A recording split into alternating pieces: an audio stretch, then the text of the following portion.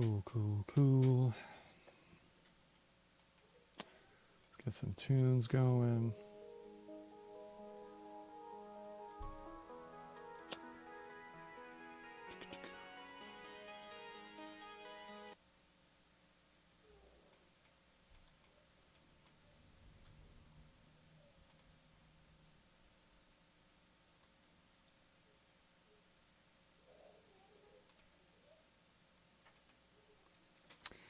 Good times.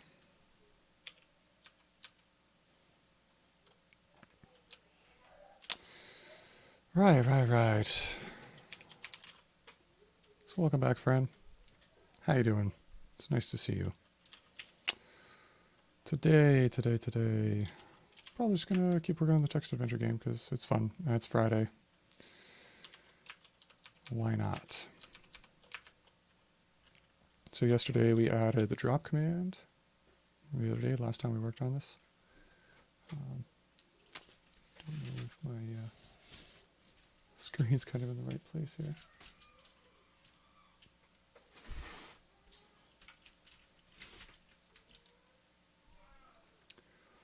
There we go. It's a little better. You want to see my nasty basement.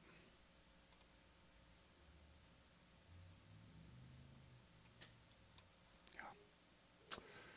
Cool. Anyway, what was I saying? We added the drop command, which is super great. And I also added... get rid of that. What else did I add? Oh yeah, I added short commands. So now it does the matching to let you input the verbs at least in shorthand. So if you just type W or whatever, it'll do walk and try to match it, which was pretty easy to do. I'd put those in here. Yeah, and I basically did that by updating the verb smart constructor that we started with yesterday. And I just made it a little bit smarter. So it does the filtering on the verbs it knows about and does the matching with prefix of to get the verb we meant. If we get more than one result, it gives us an ambiguous verb error. This is ultimately what I ended up with. And that just makes sure that if we find more than one match when we're doing a prefix filter on the list of verbs, then you have to be a little bit more specific and type out more of the verb. That works pretty well. You'll be able to see that when we build the... actually, I'll have to pull these into my repo, and then we can build it, and you'll be able to see how that goes. So, let me just make sure that I'm watching chat here. Cool. Yeah, so.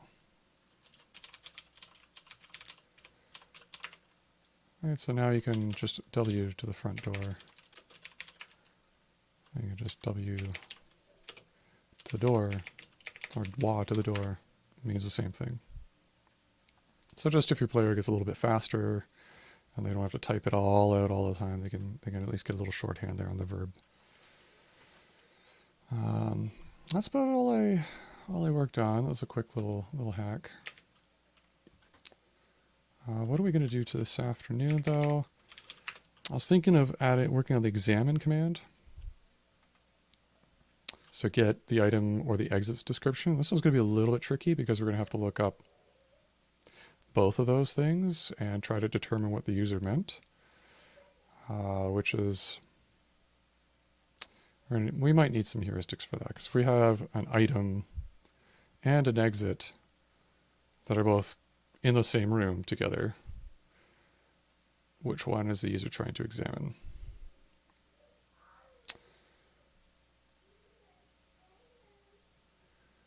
The audio is balanced to the left. Ooh, let me check my audio settings. I think I noticed that the last stream too, maybe a bit. off there. Let's check my board here.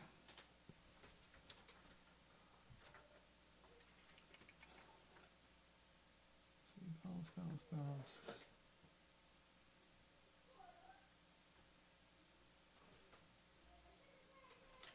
One second. That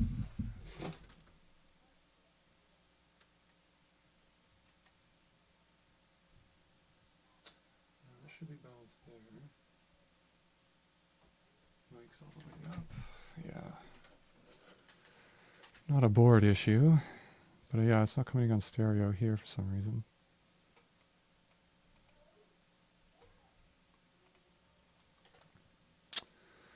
Yeah, that's right.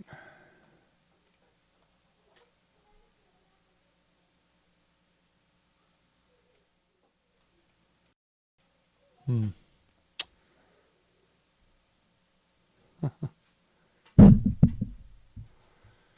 Hey, Ben. Yeah, I just started, so we haven't gotten too far into it. Just giving a little update on the text adventure engine, what progress I've made since the last stream, which I did yesterday. Just talking about you can see the diff there, the verb smart constructor. I'm just trying to settle some audio balancing issues. For some reason, the mic is not balanced between left and right. It's just coming in on one channel. So OBS thinks it's balanced.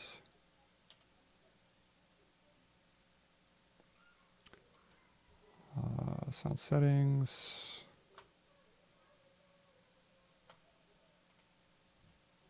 Let's see, line in, sure. It's kind of funny, my mic here is going through my old 4-track, which is going into the line in on the PC. No super advanced USB audio microphones here. What else can I check? Open the volume mixer, make sure that's, if I get anything there.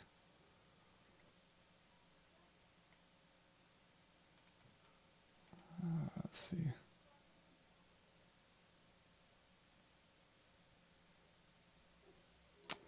Thanks, yeah. I have to futz with the audio settings a lot because I have a lot of different devices. So apologies if it's only coming on the left, in your left ear. Just pretend I'm sitting beside you and just looking right at your ear and talking.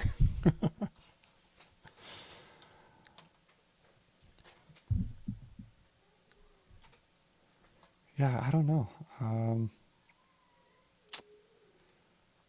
You know, it just says use this device. Sure. Okay, cool.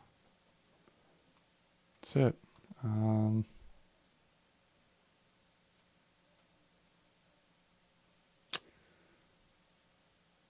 I don't know what it is, to be honest.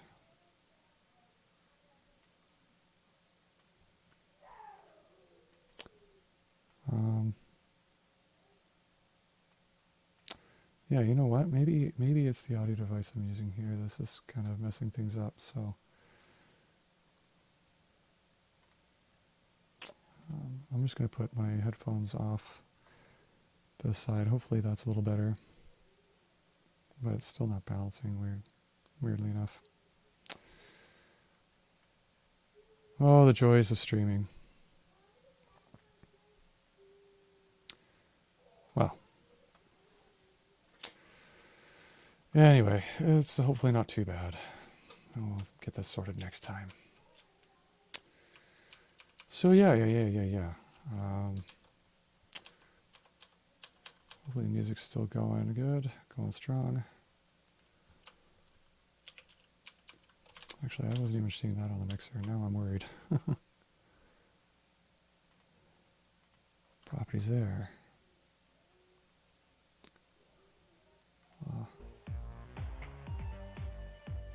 Okay, well, some music. Hopefully it's not too loud and distracting with me only being on the left. Maybe just tune the volume on it a smidge. There we go. Okie dokie. Right, so we got verbs. Quick, short matching of verbs.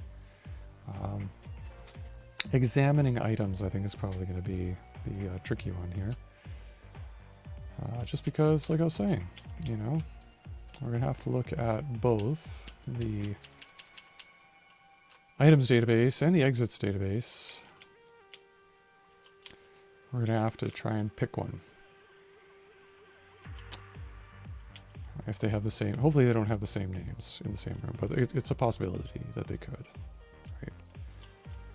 So we're gonna have to try and find a way for us to decide. Maybe we just prefer items, or maybe we have a different command for examining items from exits. Like maybe we have a look to or look at for doors and exits. Yeah, that sounds better.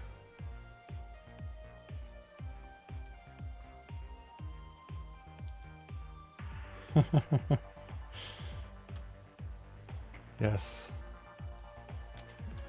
Heathen systems. I know, it's kind of a strange world we live in where the Microsoft of yore is no longer the Microsoft of today.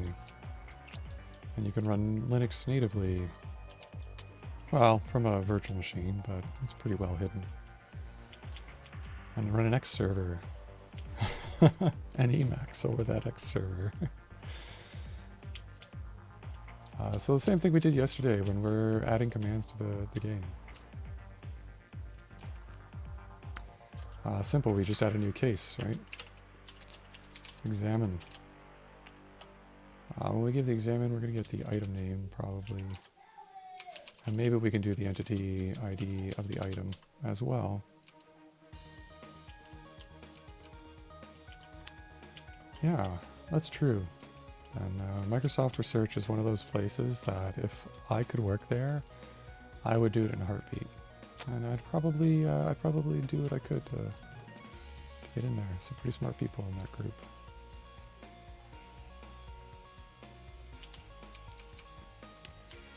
So we add the examine command. That's good.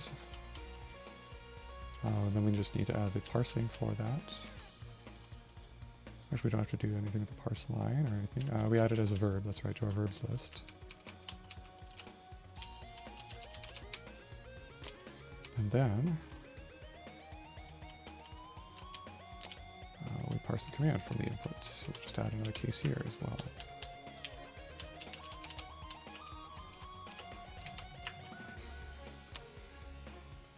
Alright, so we're going to get the item name just like we get from drop. In fact, it's almost exactly the same. We're just going to construct a different command. Yeah.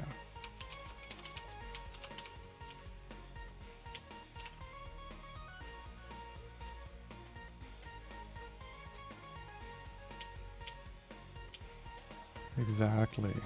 The same place as Simon P. Jones. And a lot of other brilliant people as well. I'm not 100% sure, but I think maybe Leslie Lamport also works there. Leslie Lamport's a Turing Award winner, super smart, inventor of TLA,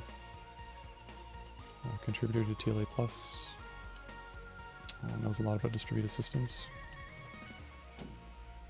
And they invest a lot in those kinds of tools. They've built Daphne, which is a cool specification language, and a bunch of other projects too that are really, really neat. Right, so we got examine. Then, once we have that, we should have some patterns are non-exhaustive warnings. That's the one I'm looking for. Or we need to update the world and handle that case, where the user is giving us an examining command. And then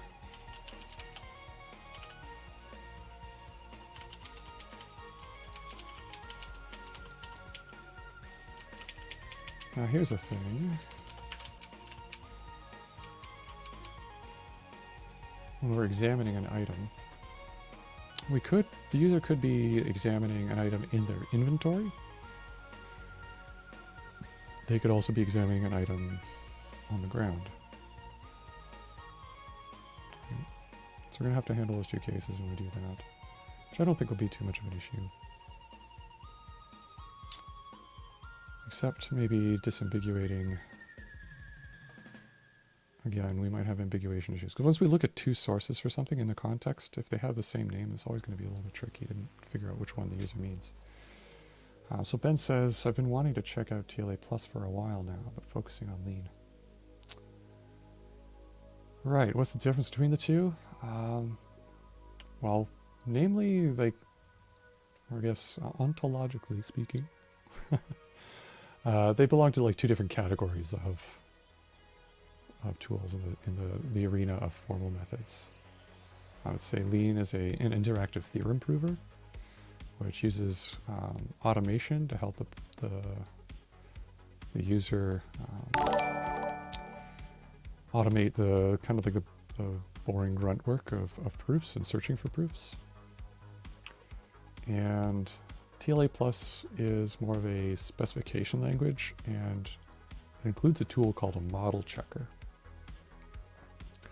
And the model checker does use automation as well, but a little bit differently.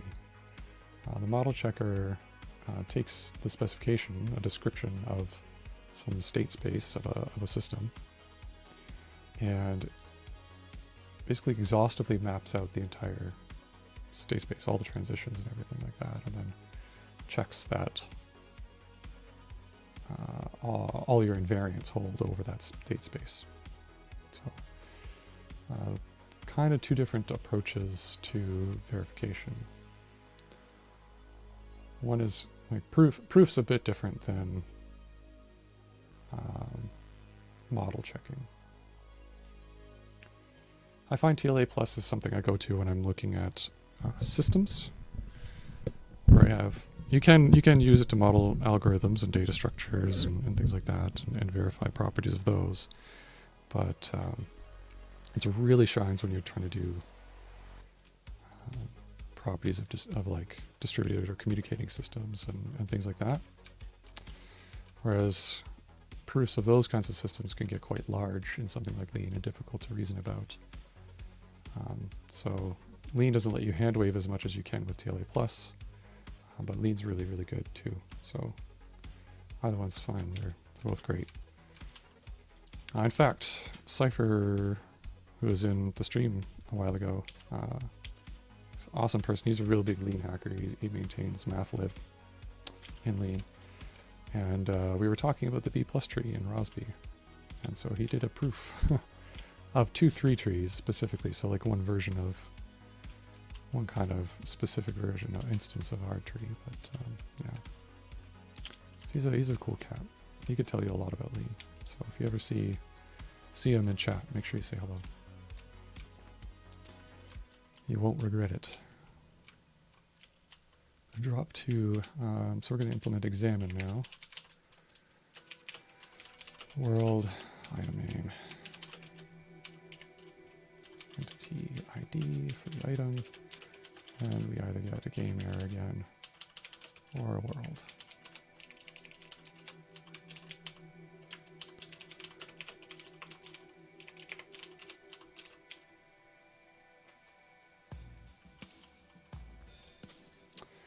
I don't think he streams as well, but I've been trying to goad him into maybe doing one with me sometime, where he's taught me a lot about, like he got me into TLA Plus initially, and he's very gracious with his time and spent time teaching me about it. I thought it'd be kind of neat to do it on a stream sometime. Maybe even do some lean as well. Hey, Critically 93. We're just hacking some Haskell. I'm building a text adventure game, or game engine, maybe eventually a game as well. We're implementing the examine command right now, and also talking about formal methods in the background. Right, so when we're examining a thing, let's pull out our parameters. Item ID. Right. I kind of like this pattern. I can see getting a little bit wordy. A little bit better than this, because when we change this type of world a little bit, we don't have to keep updating these. So I might stick with that. Do I know machine learning? Not enough to say anything interesting about it, other than I understand it's like applied statistics at scale. That's all I know, really, which isn't very much.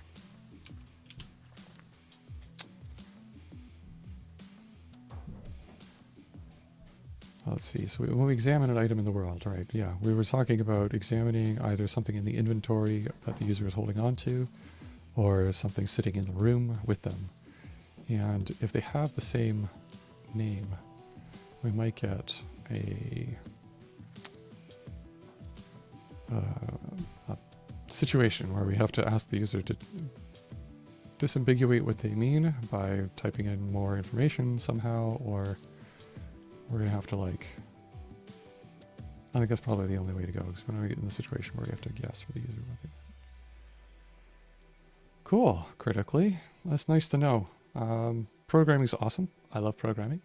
Welcome, welcome.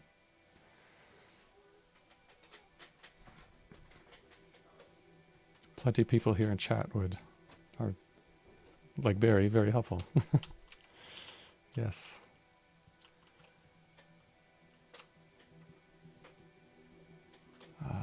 Yeah, examine. So what can we do to disambiguate this and make the grammar more specific? So we're going to force examine to be about items. Can we do something like, when we just say examine item name, like door or shovel, we get the description of the shovel in the room. And maybe we complicate our grammar a little bit and say, like, examine my shovel to mean the shovel in my inventory. Does that make sense?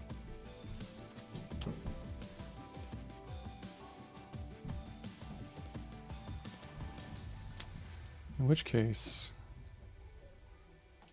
what could we call the my? And do we have to change the model of our input?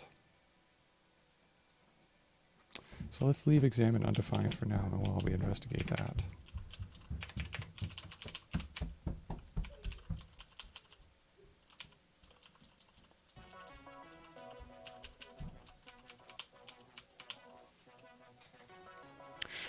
So as recall, that input models these little pieces of the input line and just very, very simply just transforms them into little bits of text that we can pull out, little parts. And then from those little parts we parse a command to the game that the game engine understands. So the important thing about, I guess, the input is whether this thing has meaning, which I think it does, but what to call it is the next important thing. What do they call that? Like a qualifier? Parts of speech.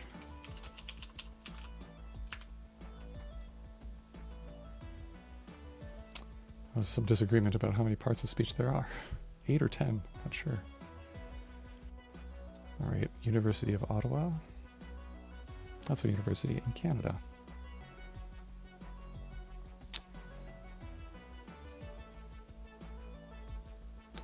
So yeah.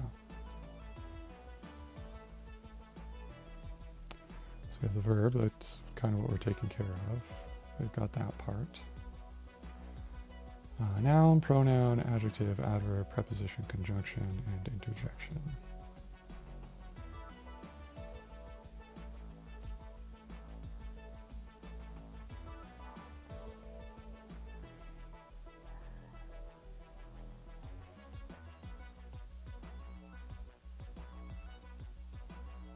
Okay, so we got pronouns. Maybe it's pronoun. That's what I'm looking for, maybe.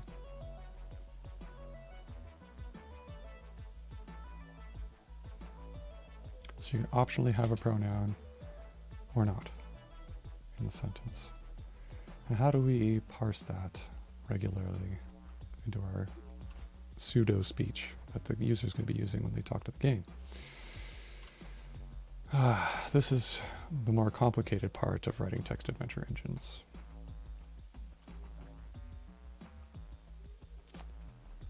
So let's think about this a little bit.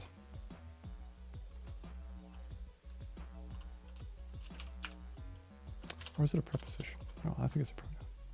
Let's just double check. Okay, maybe it's a preposition. Yeah, nouns, pronouns, otherwise. The word or phrase that the preposition introduces is called the object of the preposition. That's right. So like on the table, beneath the table, that links the two things together. So instead of just the shovel, my shovel links together a preposition for shovel or for item.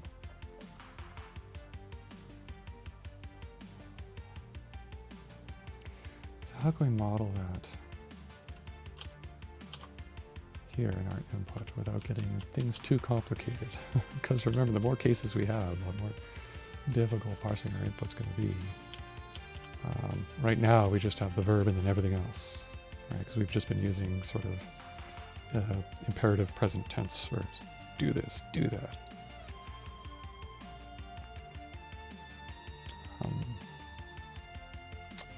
What other things? There's going to be use as another command that is similarly complicated.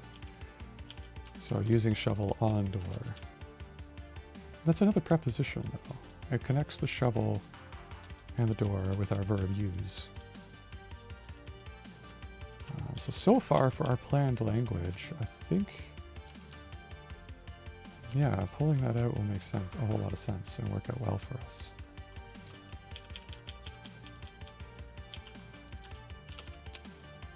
The tricky part here is going to be parsing where in the sentence the preposition is. Or, yeah, preposition.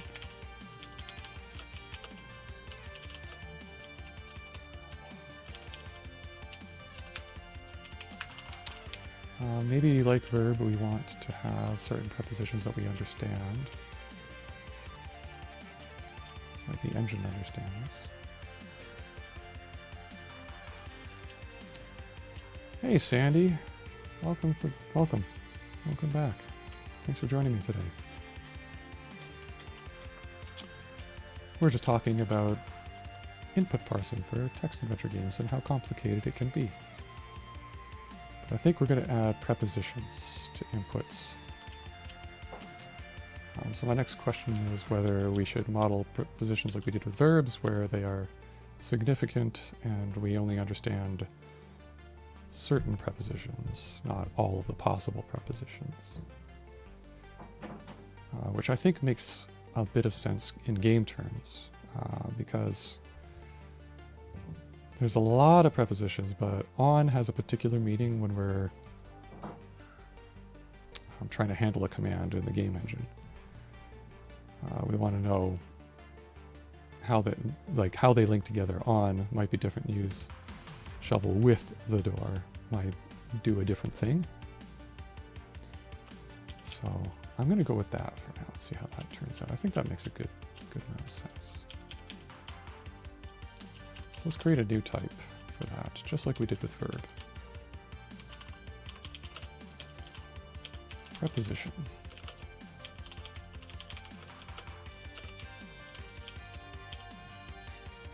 And preposition. We get the text back out.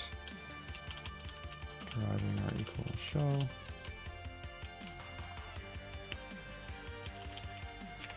Some valid ones.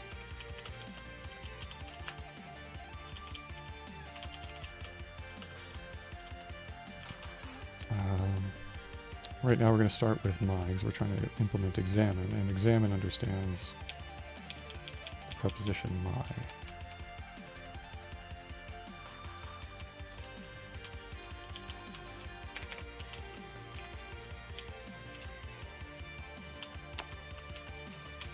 Alright,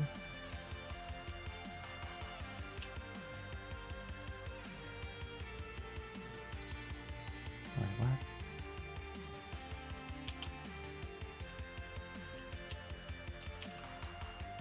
Oh, I must have not fingered something? Yeah. There we go. Cool. Alright.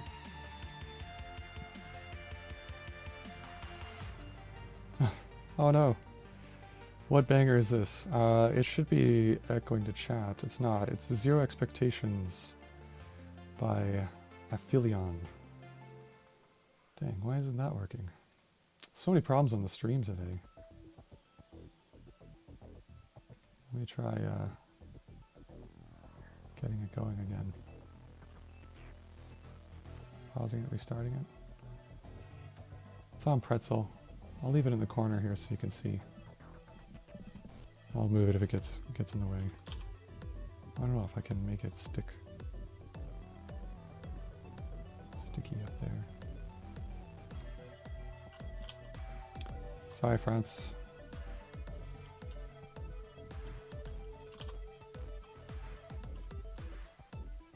Put it down here. Okay. Yeah, the audio is coming in, I heard on the left channel only, so my setup's just a little bit crazy today. Crazy bonkers.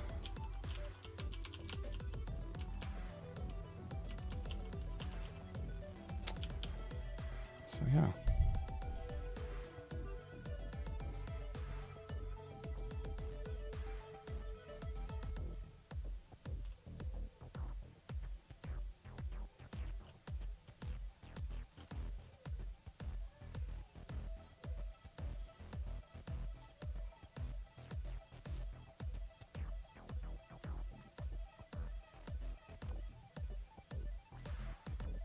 Oh, I'm just catching up on chat here.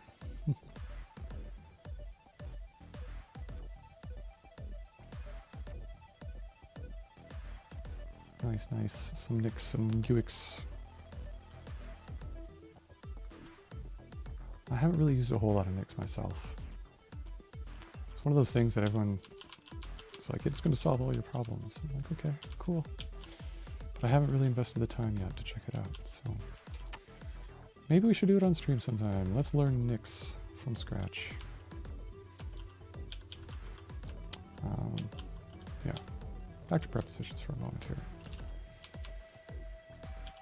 What else do we need? Smart constructor, kind of like what we have for verb as well. Kind of makes sense. Let's just put that in there.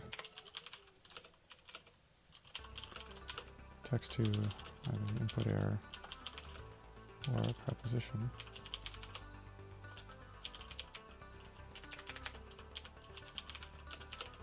Leave that undefined for a moment. Just going to put it in here.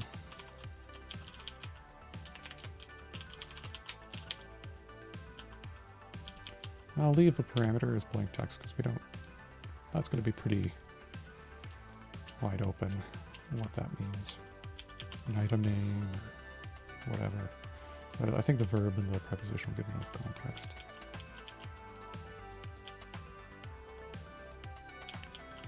Okay. So the idea, since we changed the input type, we have to update some of these things here. Let's just put nothing and nothing for now. Nothing in the parameter for now, since we don't know how to parse them yet.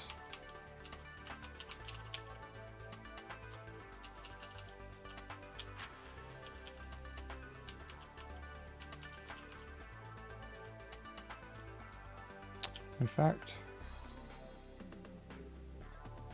yeah, that's going to be interesting.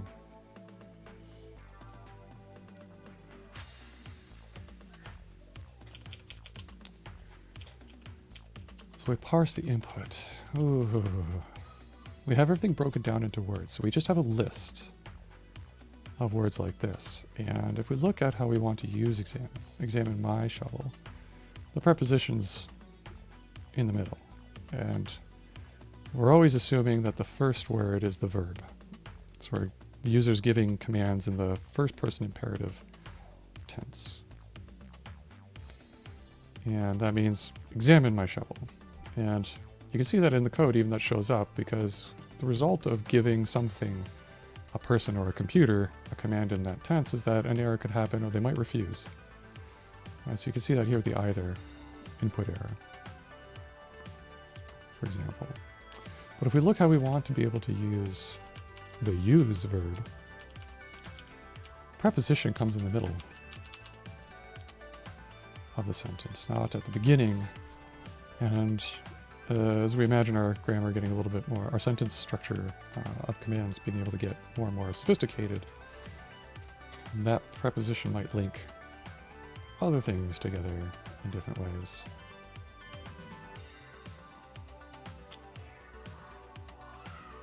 Yeah, there could be definitely the case, because look, it's growing in all these cases quite a bit, and I don't see that getting any smaller, so I see that kind of just growing and growing and growing, which means there's probably a better abstraction or way we could refactor this code to get it back under control again. So thanks for pointing that out, Sandy. I'll probably put that in as to-do.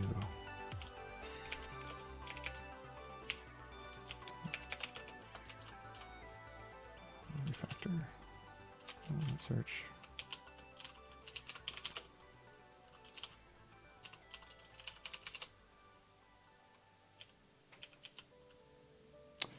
Yeah, I think that's on my to-do list to replace that with note.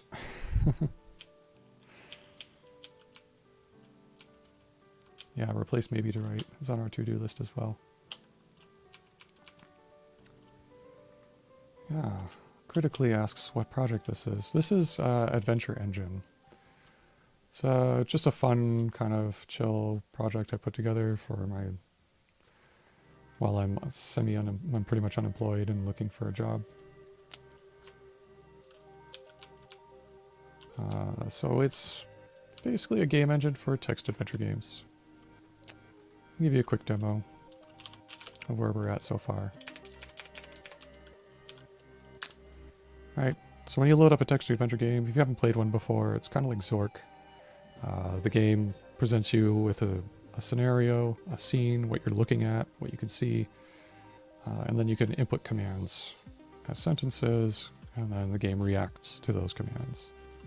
Right, so in the case of the current scene right here, if you look at the bottom left, we're in the front porch, right? You see is a list of items in the room with you, which is the front porch room.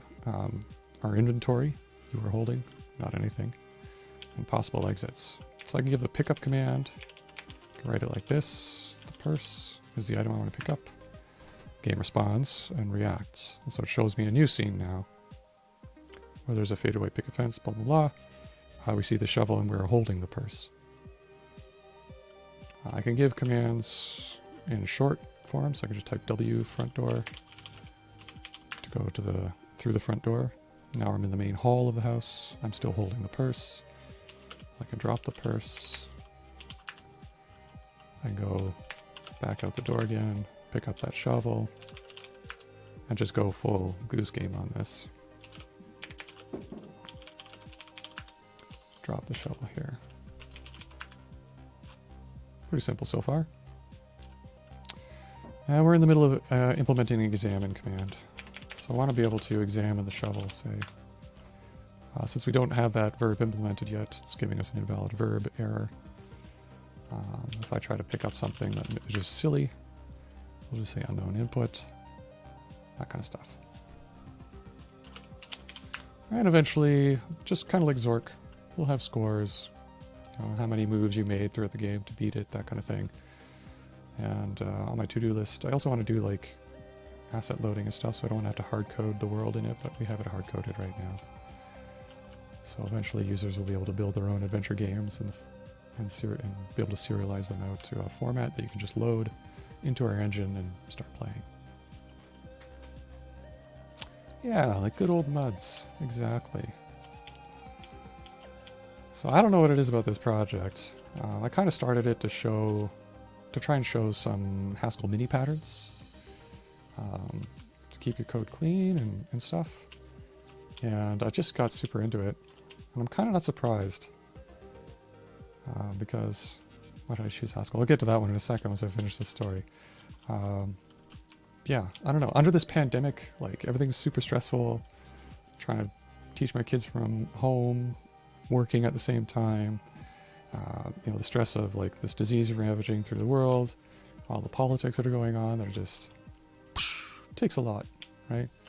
There's an interesting article saying that stress pushes us back to old habits or things that we don't have to think too hard about. And so far, 2020, I picked up skateboarding again. I'm playing old retro games that I played when I was like a teenager. I'm making text adventure games like I used to do in the 90s. I'm this close to dyeing my hair black. You know, plugging a good old synthesizer into my 4-track and wailing out some old gothy love songs. Oh, there you go. Yeah, sorry, Sandy. I don't know what's up with my audio setup today, but for some reason it's only coming in on the left channel. We haven't been able to debug that. So why did I choose Haskell?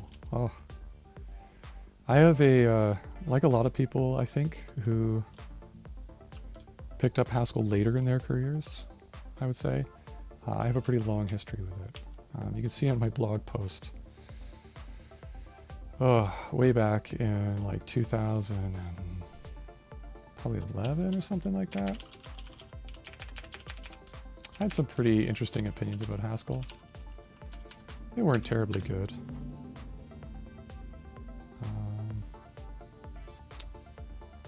Yeah, 2011, around this time. I mean, I was kind of, I was into Lisp at the time. Common Lisp was like my language. I was programming mostly, I would say, in Python and stuff at the time with this, so I was really into dynamic languages. A little C++ or C on the side. And I don't know. I tried Haskell for a bit. I tried learning Haskell around this time. It didn't really work for me. But I'd say like, I'd have to ask Simon if he agrees, but Simon's the one who got me into Haskell about 5 years or so ago. He's Cypher 1024 if you ever see him in the chat. And we had a lot of great conversations. He's the one who taught me TLA Plus, actually. And he was building a theorem prover, his own theorem prover in Haskell at the time, so we ended up talking about Haskell a lot when we got talking about programming. And I decided I didn't want to seem like a dummy who didn't have a very smart opinion. So I wanted to learn enough Haskell to have something useful and interesting to say about it. So I picked it up again in earnest, took a course online, read some books, and fought my way through it because I was determined to be right, or at least to know, and got hooked. And I haven't turned back yet. Right. So that's how I chose Haskell. So examining. Yeah, we had the problem where we wanted to find the preposition in the rest of the sentence when we're parsing the input. So in this case, we only have the verb itself, so we don't have to have anything. That case is correct, is quite correct. This case is where we get a little bit trickier. Basically, we have to do something with x's here that isn't just combining the words back into a string. This is going to get a lot harder now, actually, now that I think about it. Because a lot of our commands already assume the item name is, or the item name itself could be one or many words that are just smushed together and make the one thing, like in the case of drop or pick up, even walk.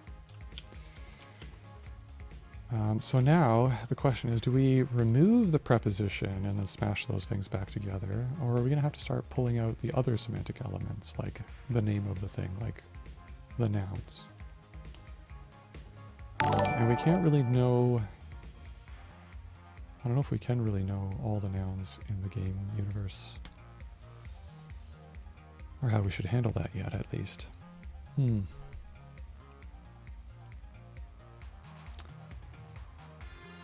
Or even if we should. In the case of examine, let's just get examine to work before we get too far off track and try to think of the ultimate super parser that can parse any game input we want. We just want to be able to handle these two cases. It's okay if we specialize it for now. Examine shovel, examine my shovel. So either we have a proposition at the beginning or we don't. And we just can carry on with the rest beforehand. This will get more complicated when we get to use and try to implement use, but let's ignore use for now and just do this. And hopefully when we try to implement use, we'll get some better ideas.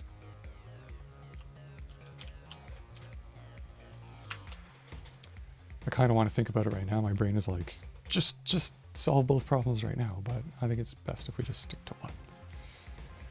Let's just make this work. Okay, so optionally, it's not that it can fail if we don't have a preposition as the first word in X's.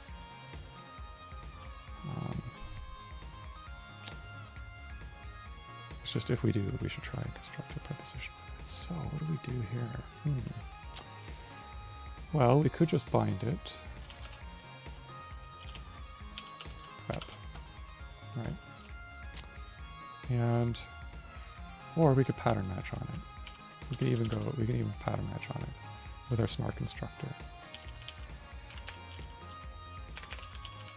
Right, create case preposition, if we get the head of the list, it could be empty. Okay,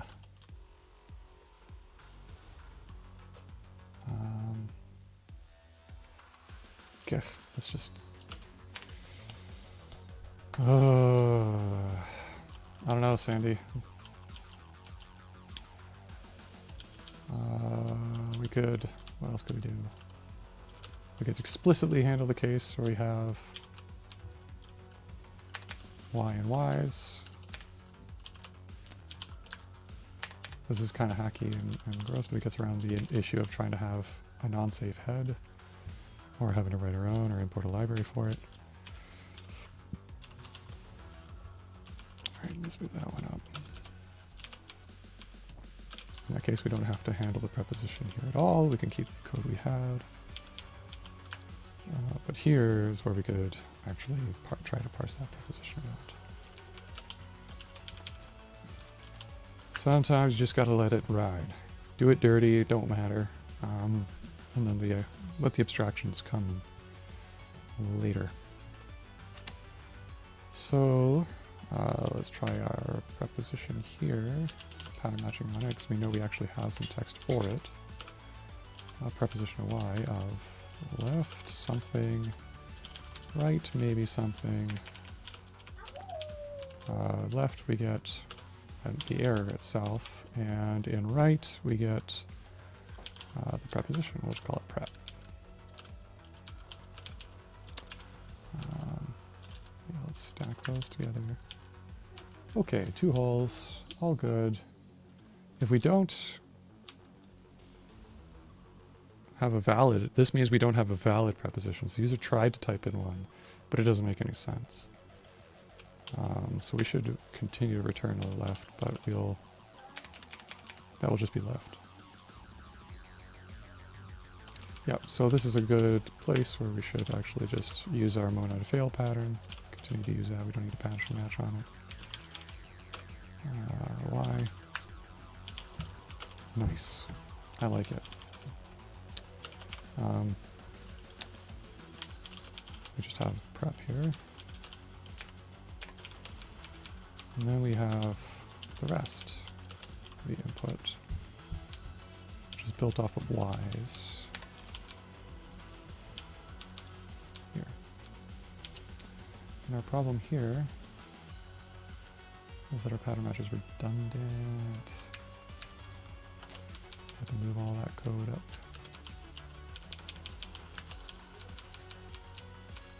which makes this one redundant. Ugh. I hate it when I run into this problem. I hate it, hate it, hate it.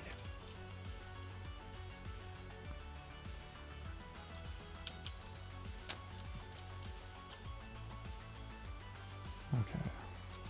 Well, can we just, does that mean we can just get rid of this cylinder?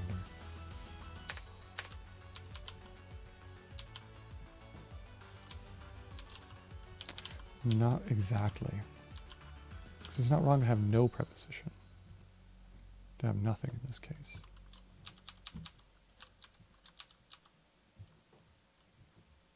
It's just wrong to have a bad one.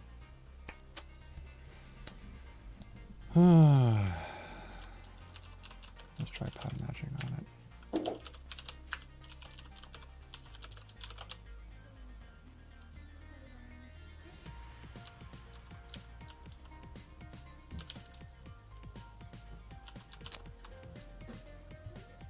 So in the case where we get, oh yeah, this is not a good thing.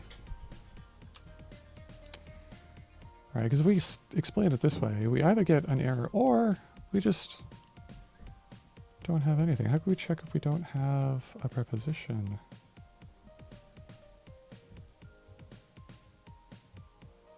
Well, does it make sense if we can just ignore it and just put nothing in the error case then? It's not a valid preposition, but maybe they were just trying to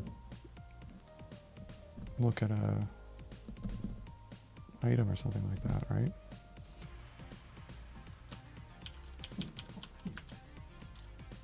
Let's see, like that would be like examine on. Examine boot. Oh, even the first case, my examine shovel would be an example of one. Where we're talking about the item. It's not necessarily that that's an error.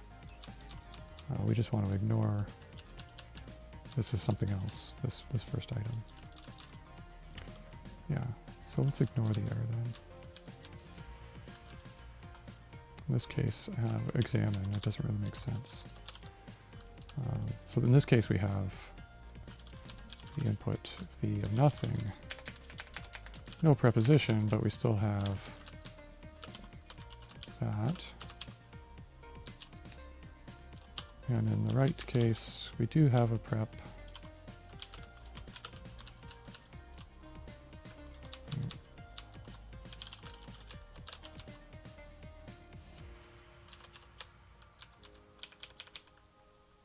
I think that equation kind of makes sense. I don't like ignoring that and throwing that away. It kind of smells a little bit to me of something else going on.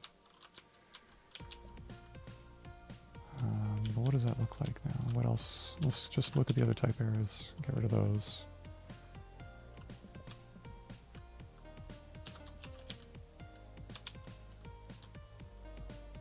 Yes, those aren't used. Fine. Data.list is redundant now. Okay. Does it behave the way I think it will? What do you think is going to happen? Well, we're going to get to the undefined error if everything parses fine. Because that's where the only bit of hole we have left.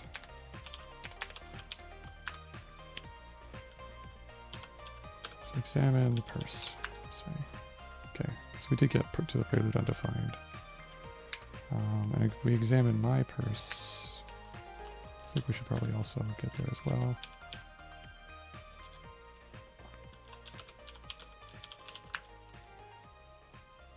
Okay.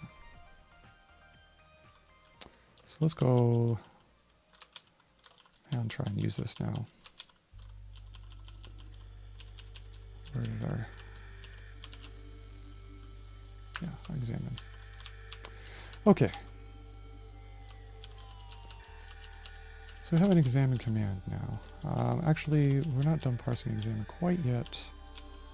We have the preposition, but we have to give the preposition into the optional preposition into the command itself.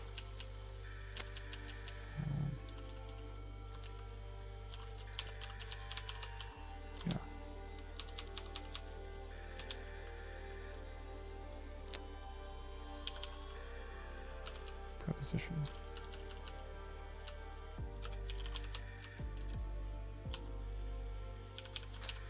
And as well in our type.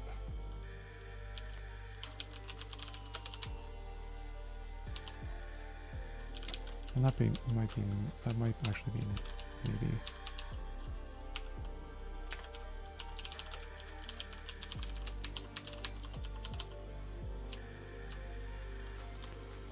Cool.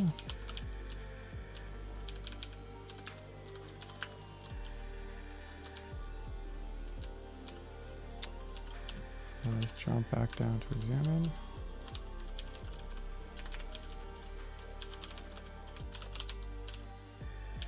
Okay, so now when we examine something, actually that's maybe preposition. Already, there's some smells here, but that's okay. What do we got? Where's this error coming from? Yeah. Right, sorry, we haven't finished the parsing yet.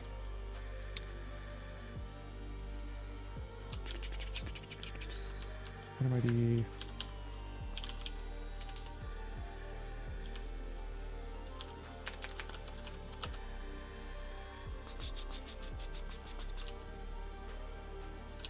Oh, that'll come from the input, right?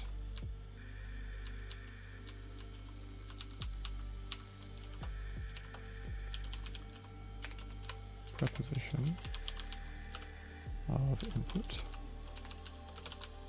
That should work, yeah. Cool. All right.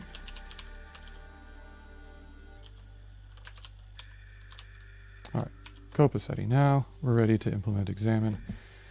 Already we have examine of the case of nothing,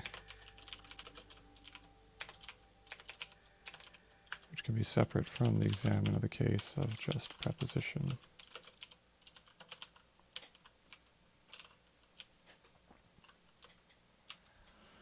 I'm sorry, that's world.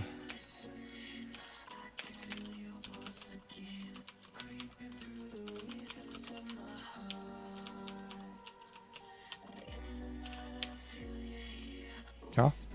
Oh, did my camera get messed up here?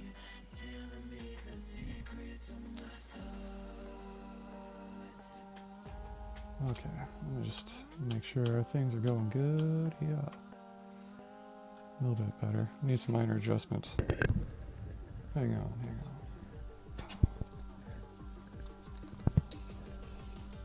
Hopefully that holds better. All right, friends. Let's implement examine. For the nothing case, we don't have a preposition, so we're going to look in the world, in the current room that the player is in for that.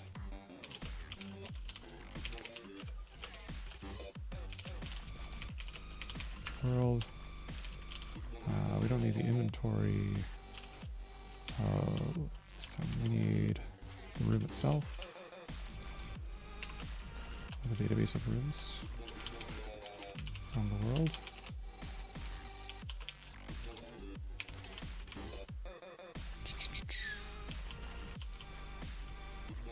The items database.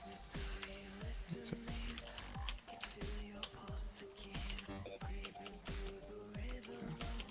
Yeah. World items.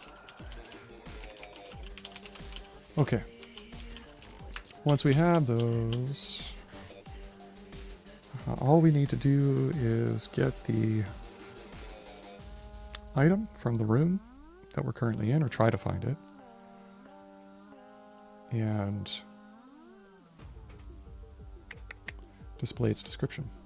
That's what examine's all about. Okay. So we have parsed out an item ID. And that's because the item ID actually exists in the world at this point. It's a valid item ID. So we parse, don't validate. But we don't know if the room exists in the room or not at this point. We haven't done that part.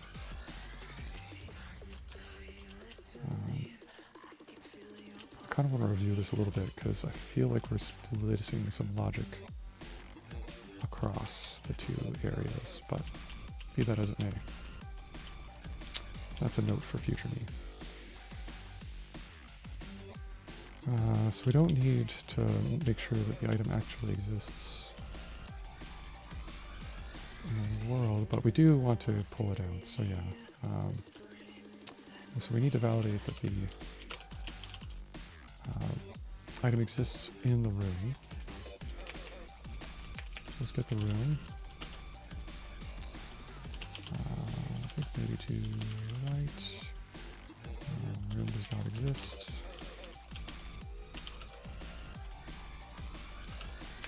That's an m.lookup.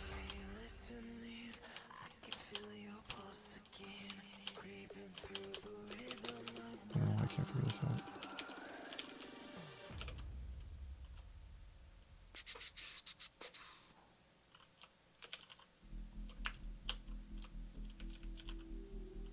Oh, that's missing a do, that's why. Da-da-da-da. Cool. Yeah, m.lookup. In the world rooms, we're going to look up the player position. That's the current room we're in. Then we're going to check if the item that we're trying to examine exists in the room, which is just going to give us an item ID, an entity ID. So we just want to check that it's there.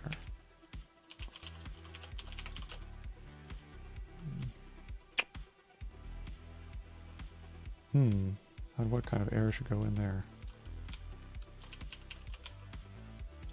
Item does not exist.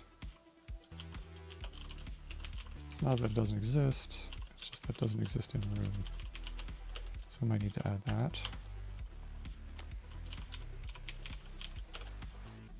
Look up by the item name.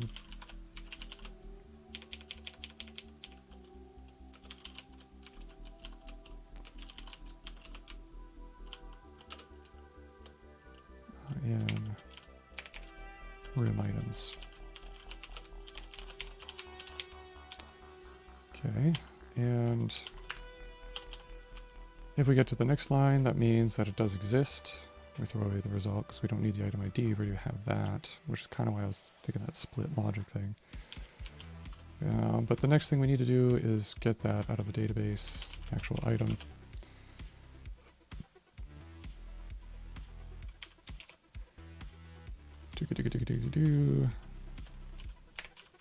Same pattern. We're using this constantly over and over again, so maybe to write.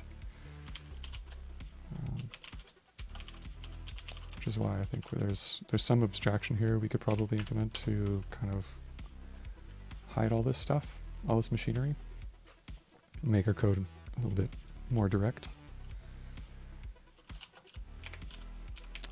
We're going to look up the item ID this time in the world items database.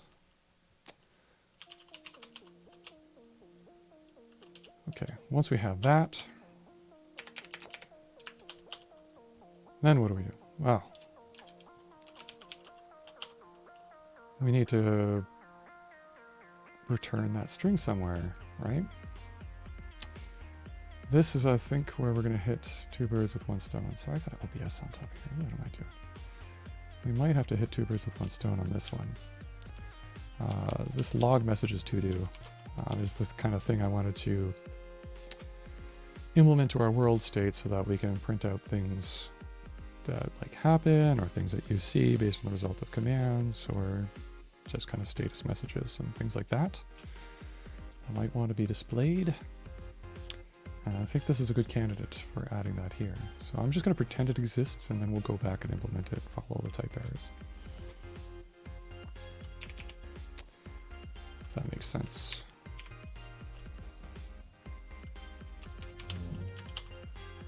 Right, so we have to return a thing here. World where log messages.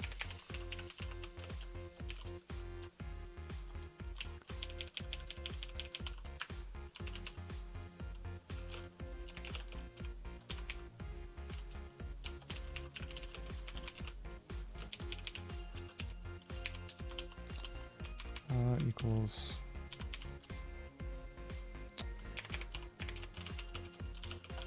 going with item description, say. Let's just do that for now.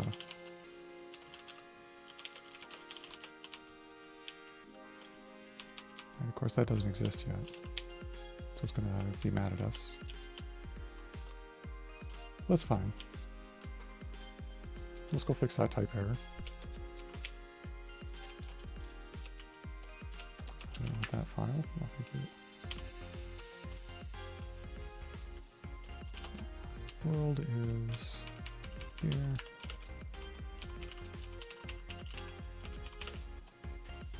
We made that to be a list. We could just make that a list for now. Of text.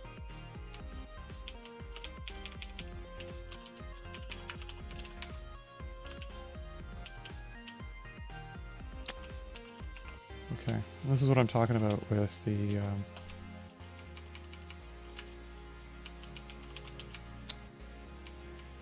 you'll see a second. All these type errors are pattern match errors, basically. This. Yeah, alright, so now we gotta add yet another underscore here. Go to this one. Same thing.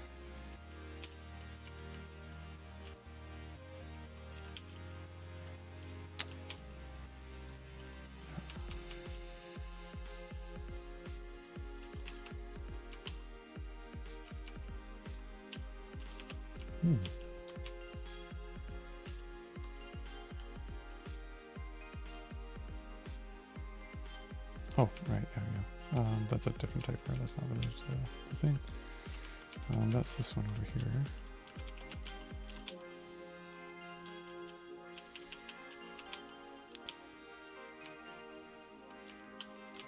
And that's just this error here. Item name, item ID, blah, blah, blah. Okay, that one doesn't exist. Item does not exist.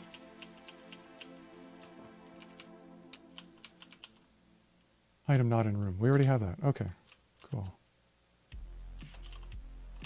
So let's jump back to that error.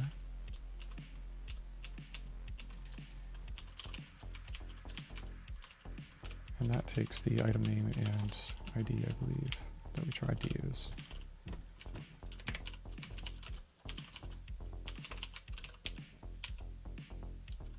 Or maybe it's the other way around. That's the other way around.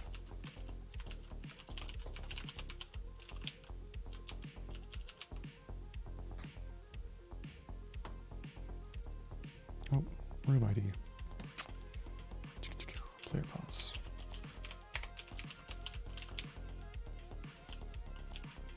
Did you see those type errors I was doing there? I gave it an item ID thinking it would be like an item ID. Right? I pointed this out before, but I just really like it.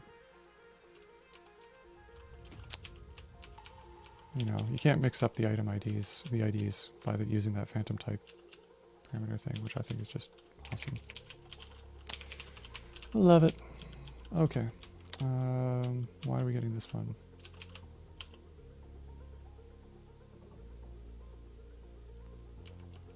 Oh, too few arguments. Something's getting too few arguments. It's probably room does not exist.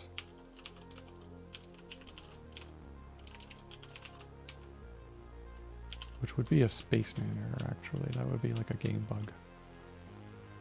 You're trying to do a command from a room you're not supposed to be in.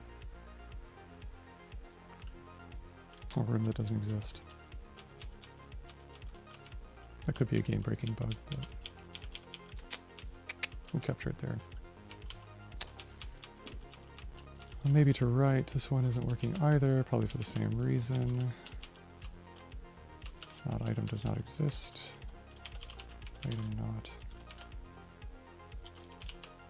Oh wait, no, it is item does not exist because we're looking it up in the world database.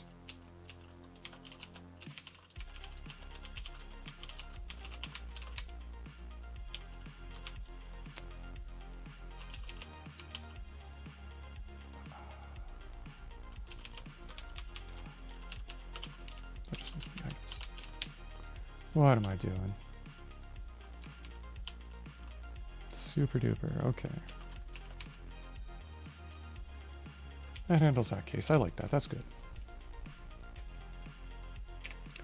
We could even just leave this as undefined and go check it out.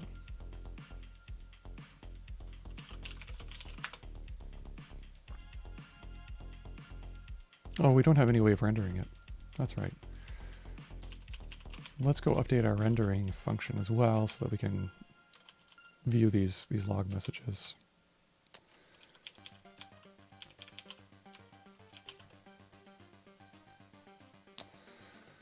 Right, render takes the world and log messages. We could just call it messages.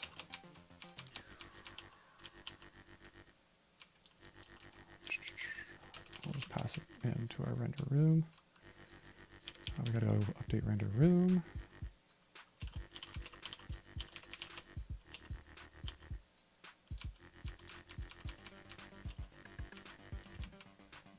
Where did that go?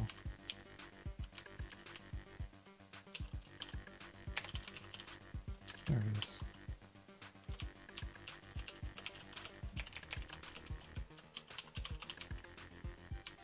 Okay.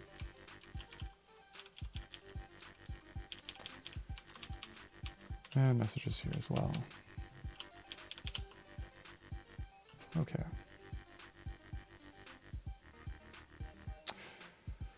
This render room function isn't going to be permanent, by the way.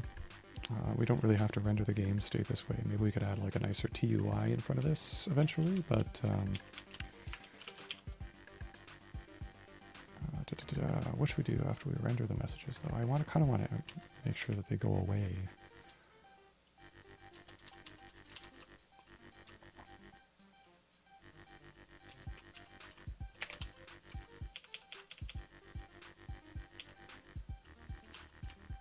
So if we have messages,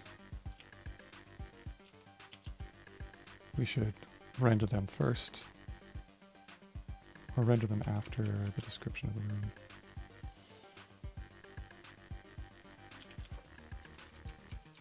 room. A good question.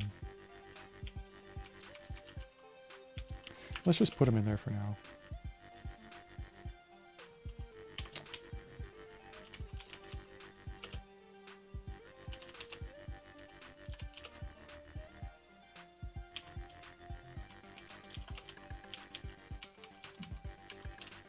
Just so we could see them.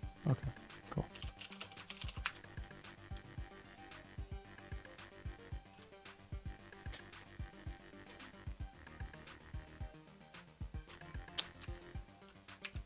Try it out. Okay, we got to the undefined. Not expected. What do we do?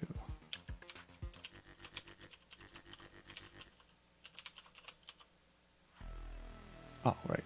We left preposition undefined. Yeah. Okay, we have to fill that in first, of course. Which is going to be pretty simple. Let's see. Preposition is either valid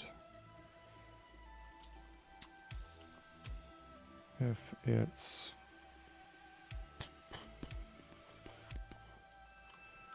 in our list.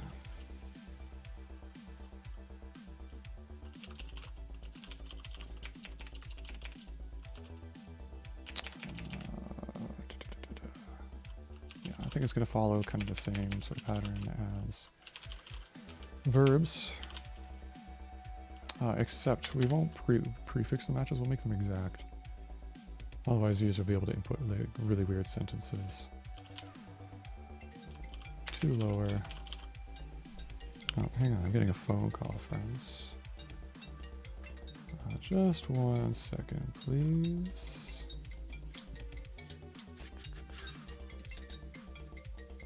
Ah, forget it.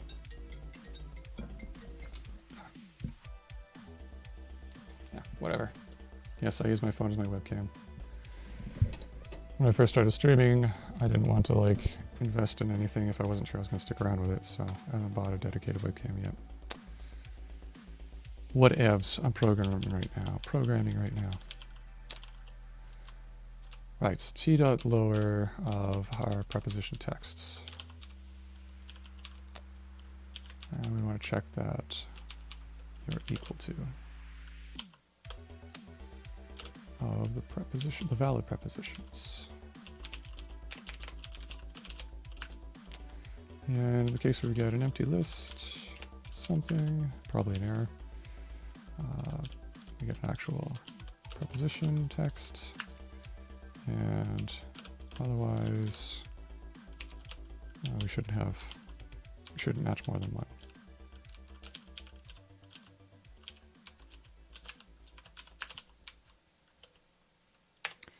Exact matches only, please.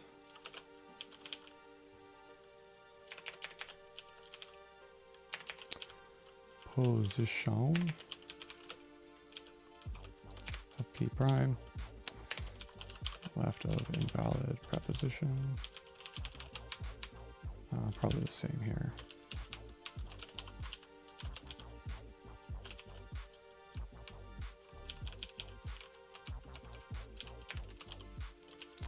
And then input error, we'll have to add that. It's added after ambiguous verb. Valid preposition.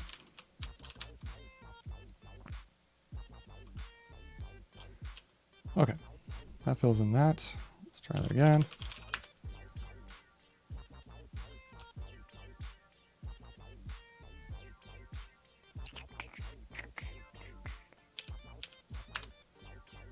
Okay, examine the purse. That's fine, purse.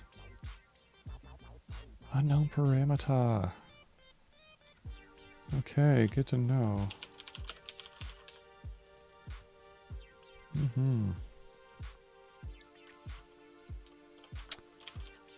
Getting to unknown parameter. That's not what I was expecting for that. So we're getting past parsing the preposition.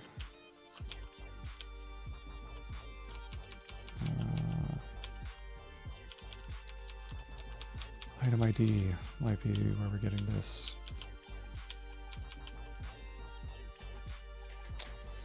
Why is that?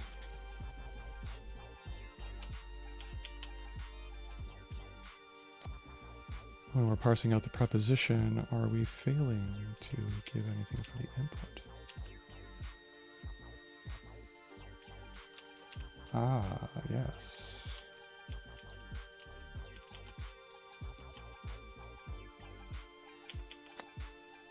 Let's check. All right, so in the case where we have this match,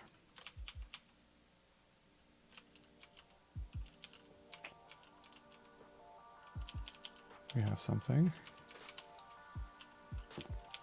We try our preposition Y.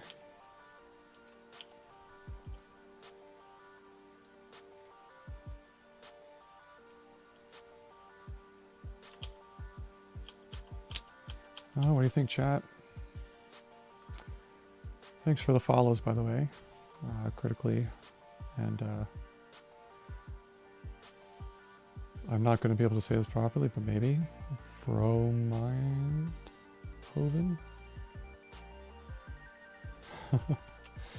Yeah, I know. Thanks for the follows. This really help. And yeah. So I don't know. What do you think, chat? Tell me. What am I missing here?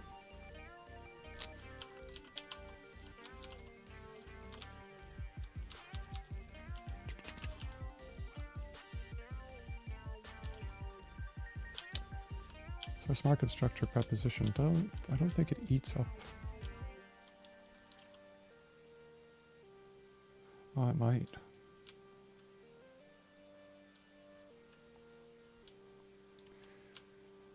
Yeah. So if our smart constructor actually here is probably part of the problem.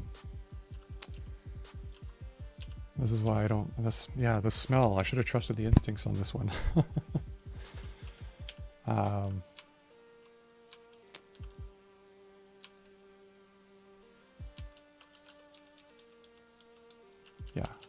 Actually, no, yeah, no. Here it is. Here it is. There's the fix. Yeah, that was wrong formula. An easy mistake to make. Anybody could have done that, right? We had to put the Y back in that we pattern matched out. That's the problem, because in this fail case, remember, we're looking into the room, and we want to keep the word that the user was there as the rest of the parameter to the command.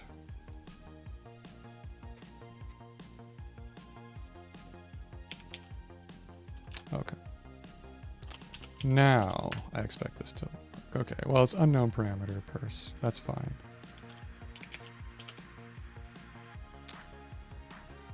That's something else, though.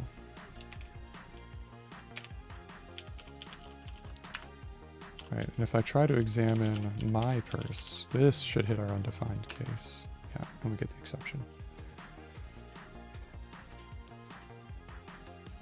We found it, Ben. Thanks.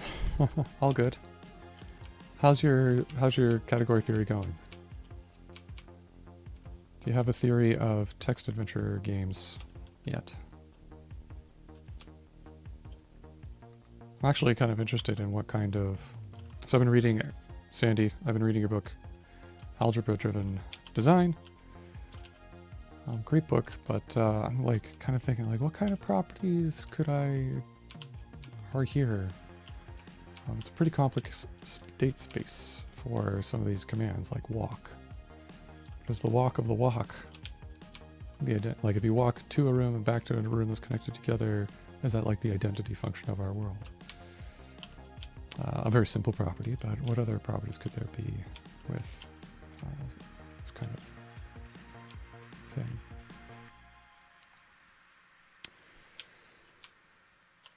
Right, so the examine case, we have an unknown parameter error, and we might be getting that because when we get to parsing the command, we're actually looking up the item ID. And where are we looking it up? We're looking it up in the player inventory of the world, and it doesn't exist there yet. So I think this will work if we pick up the we can't pick up the shovel, though, and examine it, because we haven't implemented examine my shovel. So we're getting into some logical errors here, where the item ID, we have to do something with that preposition earlier, I think. Early in our command parsing.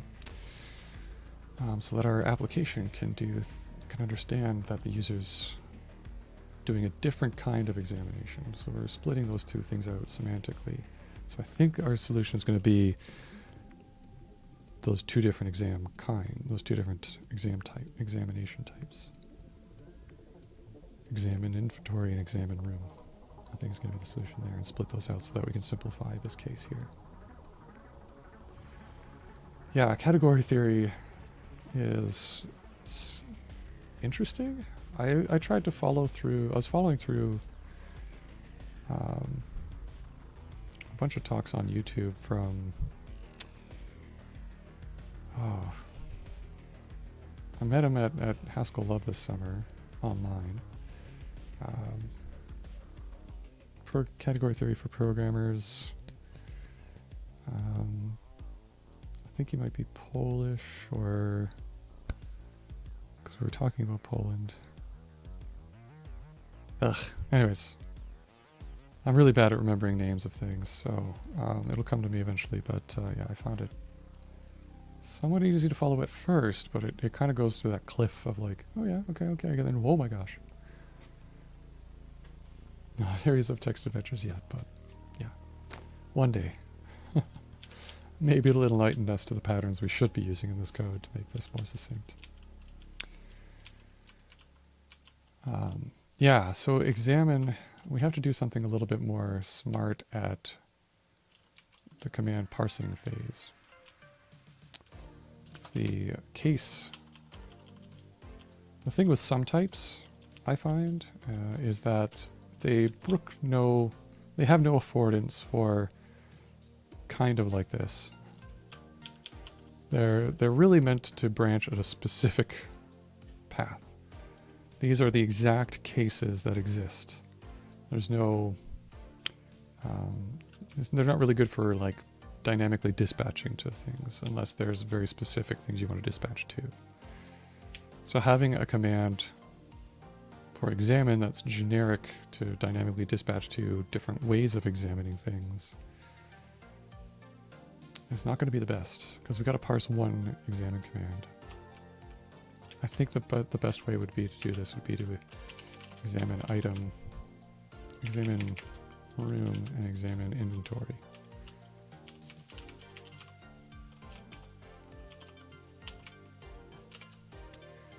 In the case of examine room, we only need the item ID, item name and entity ID of the item.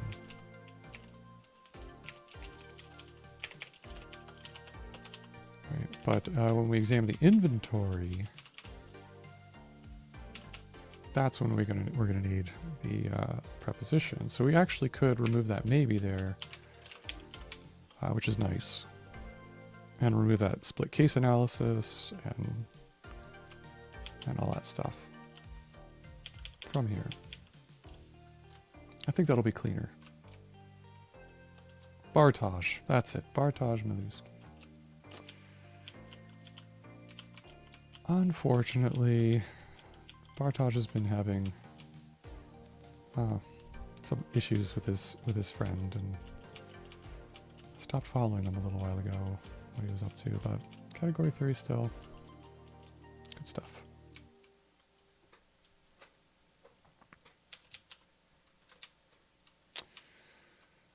Tough times, but what can you do? Anyway, so now we have this case here. Examine inventory.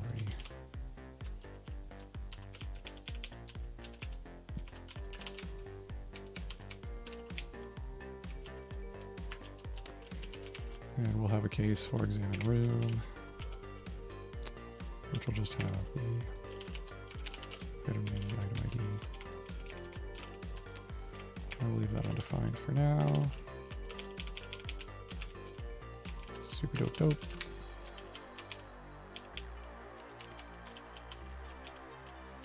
So we could change this.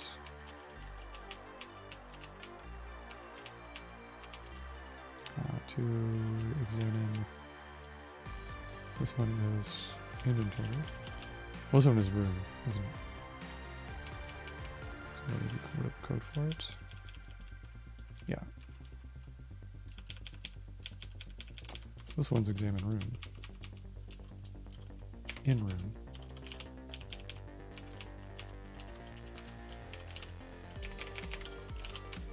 The one we were about to, that we split off from here, because you need this parameter. Right, in inventory.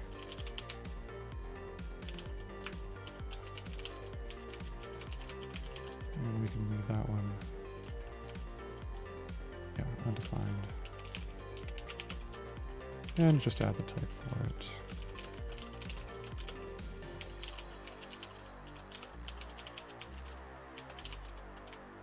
Cool. Our world. Super happy fun times. Okay, what other type errors do we got? Examine, yeah. Let's jump to that one.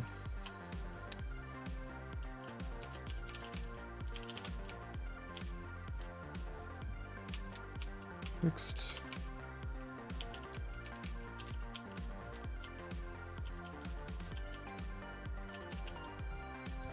Which is undefined right now. And examining room is the other case we have to do. Okay, so now back to parsing this.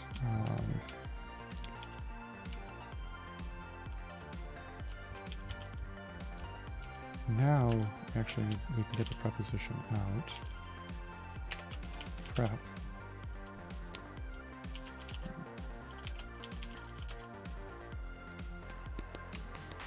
But But we actually do want to do the case analysis on here. So this kind of pushes our case analysis down to the parsing time, and then we'll return the right command from here.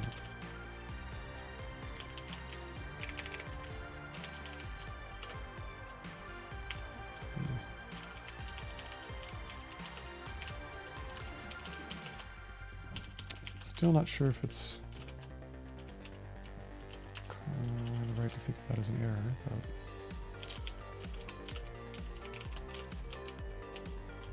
in the case where we have a preposition, we're examining an inventory, and we just have to give back here.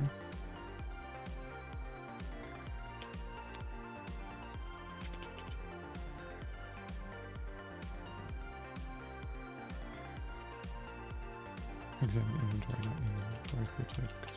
Okay. And then on this case, what's this one?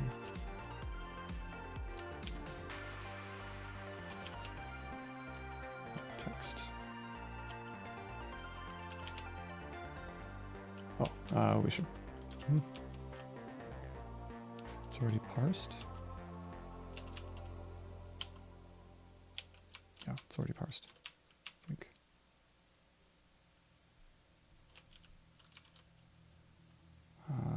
Oh, we either have a preposition or we don't. That makes more sense.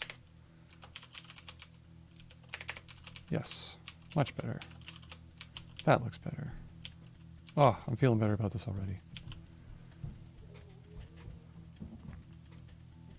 Yeah, trying with Bartage was pretty good in the summer in Haskell Love. Haskell Love was a good conference, I think. That was kind of neat what they did. They had this like spatial chat room thing. It was kind of neat. So my kids might be trying to join me on the stream. I'm not sure. But I recommend they stay out of it for just a few more minutes so we can just wrap up this little bit here. But if you get a glimpse of them, they're funny. I be funny. You are hilarious. Okay. And then in this case we get the examine and I then be gummy. we just have the item name and the item ID. Which we haven't implemented that code path yet, but I'm feeling a lot better about this now. So, let's see. That should work now. Examine in room. Alright, and get rid of that. So the examine in room now should work as once we get rid of these errors. What's this one?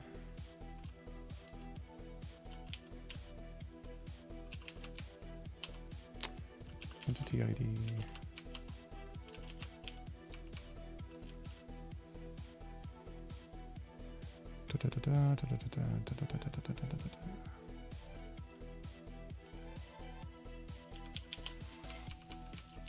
Something up here isn't quite right.